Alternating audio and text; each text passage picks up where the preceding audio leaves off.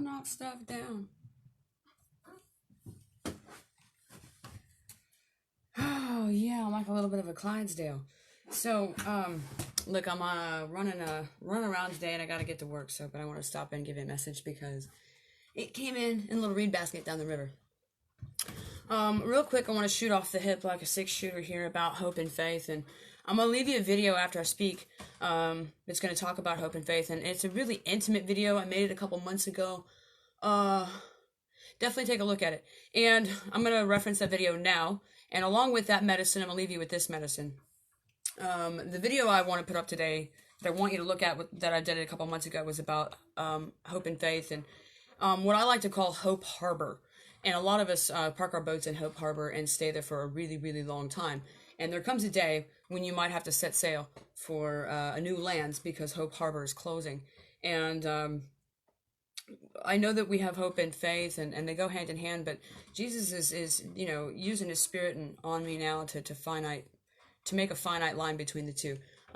Hope is like that of a child. Hope is an immaturity in your spirituality, and not that that's bad. Being a kid is not bad, okay? It's just growing. Lack of understanding.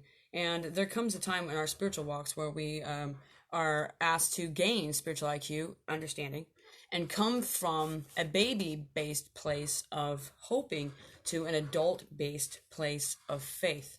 So our hope needs to turn into faith. Our hope needs to mature into faith. Therefore, we leave Hope Harbor. And I speak in a video that I'm going to put up, and I want you guys to take a look at why hope can be damaging and why faith is not damaging. So when we're young in the spirit, we definitely hope a lot of things. In the video, I reference a metaphorical cemetery and a lot of metaphors and a lot of vision in the video that I'm going to put up after this one.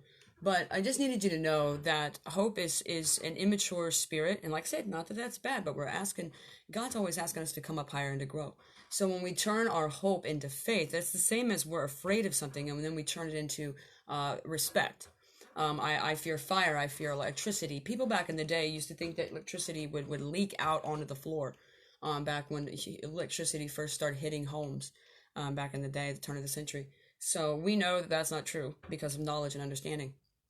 So where we have lack of understanding, we fear things like I fear the ocean. I'm a landlocked kid from Oklahoma. I never lived in the ocean, so I'm afraid of it. If I understood how the ocean worked and its mechanics of undertow, I would have respect for it. If you understand the way that fire works, then you respect it. Your fear of irrational, and you run out of the room, turns into respect.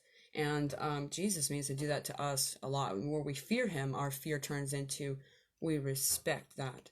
And so here he's asking for the same blueprint. Please allow your hope to manifest, to mature, to turn into faith. And so I'm gonna leave you with that.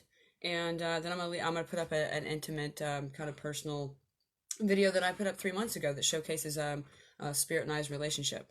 And somewhere intimate he took me 3 or 4 months ago because I was living at the Hope Cemetery, or what I like to call Hope Harbor. And so definitely check out that video and keep that in mind. We're moving from a hope-based place into a faith-based place. One begets the other. Okay? So that's the message. Anyway, I gotta get, so stay kind and stay out of your mind.